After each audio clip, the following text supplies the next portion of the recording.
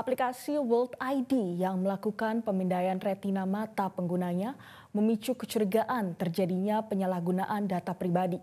Aplikasi tersebut juga belum memenuhi syarat seperti diatur dalam undang-undang. Mengapa para pakar justru menyebut teknologi milik aplikasi World ini baik dan seperti apa ulasannya? Berikut ulasannya.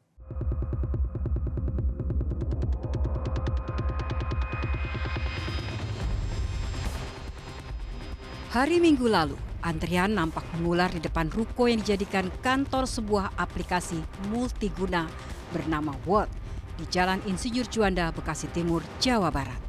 Orang-orang ini mengantri untuk melakukan pendaftaran pemindaian retina mata yang diselenggarakan aplikasi World setelah menginstal aplikasi World di ponsel mereka. Rekaman biometrik ini berguna untuk mengakses sejumlah layanan yang tersedia di dalam aplikasi. Jika verifikasi berhasil, pendaftar akan mendapat sejumlah koin kripto di akun World masing-masing. Nantinya, koin kripto yang diterima dapat dikonversi ke rupiah dan dicairkan di dompet digital pengguna dan jumlahnya lumayan, hingga Rp800.000. Worldcoin itu sih aplikasi pencairan uang itu. Pencairan uang? Itu caranya gimana untuk? Kita mengidentifikasi dari mata itu, dari apa namanya? Oh, dari mata lewat alat lah gitu ya. Oh, terus langsung dapat duit? Iya. Atau ada download lagi gitu-gitu? Nggak ada. Nggak ada? Tadi jelasin di dalam. Bilang katanya nggak menyangkut data pribadi. Dapat duitnya berapa? Nilai Rp800.000. Bukan hanya di Bekasi, aplikasi World membuka kantor di banyak tempat sebagai lokasi untuk pemindai retina mata pengguna aplikasi World. Namun, langkah aplikasi World ini memicu kekhawatiran. Bahkan, kecurigaan digunakan data warga oleh pihak yang tidak bertanggung jawab. Akhirnya Kementerian Komunikasi dan Digital Komdigi telah membekukan layanan Worldcoin dan Worldin di Indonesia. Pembekuan ini merupakan langkah preventif untuk mencegah resiko terhadap masyarakat. Alasan lainnya, perusahaan penyelenggara sistem elektronik tersebut diduga tidak memiliki TDP/SE seperti yang diwajibkan perundang-undangan. Komdigi mengimbau agar masyarakat tetap waspada terhadap layanan digital yang tidak sah. Pasca dibekukan oleh Komdigi, kantor operator World App di Kedoya, Jakarta Barat sudah tidak beroperasi. Padahal sebelumnya, kantor ini diserbu warga yang ingin melakukan verifikasi akun World App setelah mendaftar di aplikasi demi mendapatkan uang Rp200.000 hingga Rp800.000. Apakah langkah pemerintah membekukan aplikasi World sudah tepat? Pakar keamanan cyber Alfon Tanujaya menyebut jika alasannya karena tidak memenuhi syarat secara regulasi, maka penutupannya tepat. Kalau sesuai dengan aturan yang dikemukakan oleh Kominfo, mereka tidak memenuhi persyaratannya, itu sudah tepat. Kalau di situ ya, kita tidak bahas dari sisi fungsinya ya. Kalau memang dari World ID, World App ini melanggar aturan yang ditetapkan oleh pemerintah, ya udah harus dibekukan. Kalau dia udah taati aturannya, silakan ditindaklanjuti. Harusnya kan begitu. Bagaimana soal keamanan data pribadi? Alfon Tanujaya menyebut selama bisa dibuktikan bahwa tidak ada penyalahgunaan, maka tidak perlu dikhawatirkan.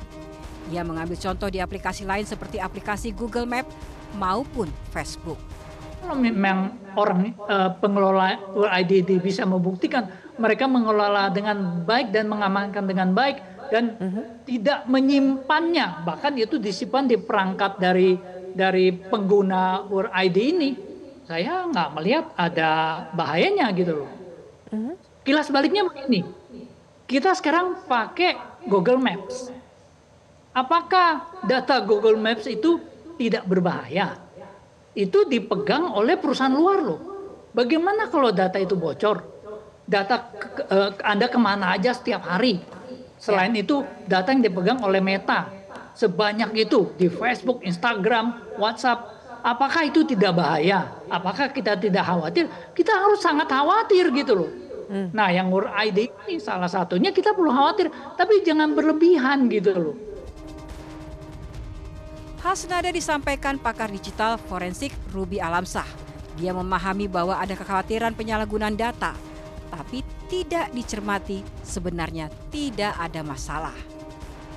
Secara konsep dan teknologi sebenarnya aplikasi ini sangat bagus ya, sangat bagus dan kemungkinan akan menjadi sebuah teknologi yang banyak digunakan nantinya ke depan.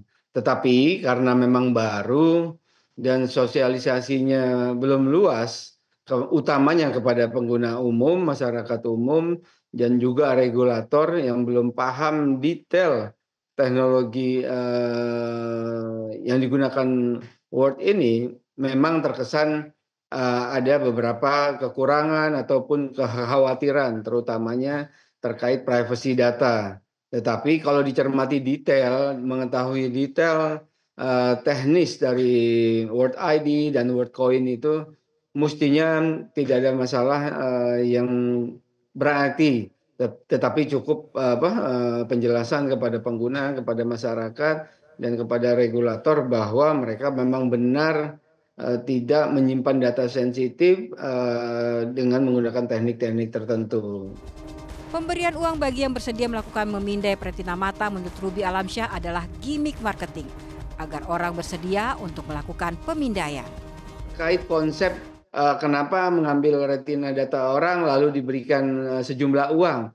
Ini sebenarnya hanya gimmick marketing mereka. Mereka agar mendapatkan pelanggan atau pengguna yang lebih banyak untuk di awal. Mereka mengiming-imingkan pendaftaran Word ID, mendaftar retina mereka, dan mendapatkan sejumlah uang di kripto Word Coin. Nah, sehingga ini cuma marketing gimmick aja menurut saya, bukan. Mas, tapi, kan ini Mas Ruby, jatuhnya bukan uang rupiah atau cash secara langsung, tapi masih berupa kripto. Lalu apa manfaat pemindaian retina mata bagi perusahaan aplikasi Word sendiri dan bagi pengguna? Sebenarnya ini sangat berguna. Kenapa? Dia membedakan manusia dengan bot. Nah, apa gunanya membedakan manusia dengan bot? Kalau lagi ada war tiket, kita kan kemarin kecewa, kita lagi mau ngambil tiket, berebut tiket PSSI, ya lagi ini tiket konser, yang menang yang pakai robot gitu loh. Nah, dengan metode Word ID ini dia bisa mengidentifikasi orang, karena itu maka dia perlu scan iris untuk bisa identifikasi orang. Tentu pendapat para pakar itu layak didengarkan, tapi menyebut bahwa tidak ada potensi penyalahgunaan data juga terlalu naif. Karena itu, yang perlu dilakukan pemerintah sekarang adalah mengaudit untuk memastikan bahwa benar tidak ada penyalahgunaan data tersebut. jelajahi cara baru mendapatkan informasi. Download Metro TV Extend sekarang.